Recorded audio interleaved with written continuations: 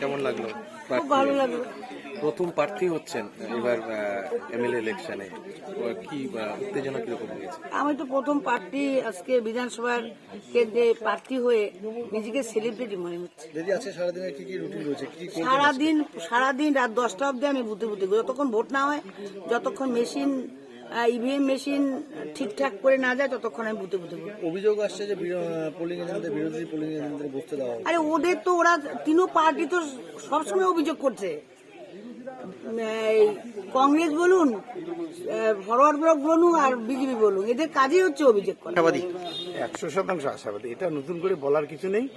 আমরা সর্বোচ্চ রেকর্ড ভোটে সিধাই বিধানসভা উপনির্বাচনে জয়ী হব। সমস্ত বিরোধীদের জামানত বাজেয়াপ্ত। দাদা, বিরোধী দলের এজেন্ট দেখা যাচ্ছে না, তাদের বিরোধী দলের এজেন্ট দেওয়ার দায়িত্ব তৃণমূল কংগ্রেসের না, সেটা তাদের দলের ব্যাপার। তারা যদি এজেন্ট খুঁজে না পায়, নিশ্চয়ই আমরা তাদের এজেন্ট খুঁজে দেওয়ার ব্যবস্থা করব না। তাদের দায়িত্ব তাদের নেতা শুভেন্দু অধিকারী আছে, তাদের নেতা সুকান্ত আছে, তাদেরকে বলুক তারা এসে এজেন্ট বসায় দেবে। আমাদের তৃণমূল কংগ্রেসের দায়িত্ব নয় তাদের এজেন্ট খুঁজে দেওয়া।